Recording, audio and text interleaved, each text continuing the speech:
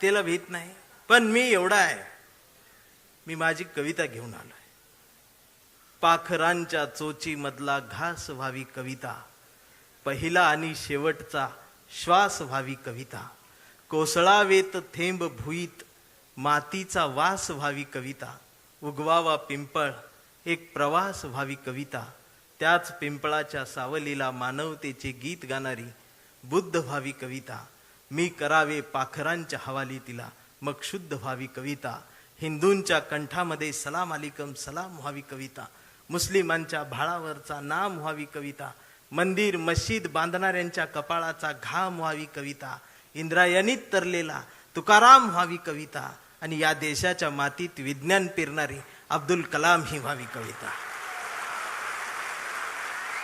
ही कविता प्रबोधनकार ठाकरेंच्या विचारांच्या वारसदारांकडूनच येऊ शकते. आमच्या लक्षात येत नाही.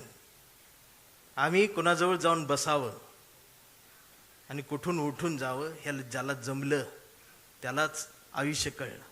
जाणारच आहे ना एकदा तरी. काय राहणार आहे तुमचं? अख्ख्या महाराष्ट्राच्या मनावर राज्य करणारा, हृदयाच्या कप्प्यात बंद झालेला आमचा अजितदादा सारखा नेता अचानक गेलाच ना. काय नेलं सोबत? आणि दादा गेल्या दिवशी दुसऱ्या दिवशी कुटुंब शपथा घेत होतो पण मंत्रीपदाच्या. हा विनोद नाही, हा विनोद नाही, ही वेदना आहे, पर्याय नाही. काय राहते आमचं? आज कितीतरी अधिकारी भ्रष्टाचारात हे आहेत ते आहेत. समोर एखादं वंचित पिचलेलं येतं ना, त्याच्यासाठी कुणाचाच फोन येत नाही, त्याच्यासाठी कुणीच फोन करत नाही, त्याच्यासाठी कुणीच दबाव टाकत नाही. जर अधिकाऱ्यांनो तुम्ही फक्त त्याला बसवून पाणी प्यायला दिलं आणि कुणाचाच फोन न येतात जर त्याचं काम केलं ना, तर संध्याकाळी स्वाभिमानाची झोप लागते. याचा विसर पडला म्हणून बाळासाहेब ठाकरेंना कुंचला सोडून हे बोट उचलावं लागलं. प्रत्येक काळात बाळासाहेब कुठे येणार आहे? त्यांचे विचार आहेत, आम्हाला ते घ्यायचं आहे. 40-50 वर्षापूर्वीचा जो शिवसैनिकाचा दरारा होता ना, तो दरारा पाहिजे मला परत मुंबईत आल्यावर. आवाज पाहिजे, त्याची नजर पाहिजे.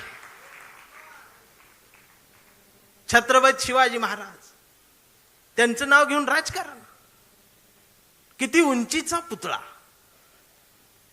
ह्यावर तुमचं प्रेम. ती बी वाऱ्यान पडते आणि मग ती तुकडे होऊन पडतात आणि मग ही आमची लगेच रडते. महाराज पुतळ्यात महाराजांना बघायची सवय लागली. हेच झालं ना आमच्या महापुरुषांच्या बाबतीत. अगदी 4-5 वर्षाસુધી महाराष्ट्रात सकाळ आली, शुभ शिव सकाळ, भगवा झेंडा आला असा. मी डोकसं खाजवत म्हटले ही सकाळ कुठनं आली? म्हणजे आता महाराज येणार, उठा, आपली सकाळ झाली. मी कुणाला तरी चिडवण्यासाठी होती. मग दुसऱ्यानं बघितलं, ते म्हटलं त्यांची झाली, आपली कधी? हे म्हटलं कर आपली. मग निळा झेंडा, शुभ भीम सकाळ, 11 वाजता. शिव सकाळ, भीम सकाळ, शिव सकाळ, भीम सकाळ. मग तिसरा एक जागा झाला, म्हटलं आमची घ्या, पिवळा झेंडा, शुभ लहू सकाळ.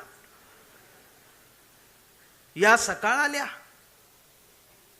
कारण महापुरुषांच्या पुतळ्याजवळ मेंढरांची गर्दी वाढली.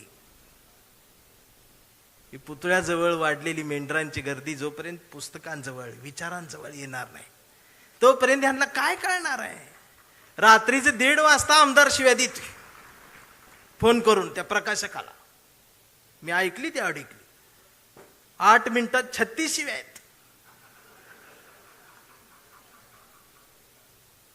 स्ट्राईक रेट काढला तर 400च आहे.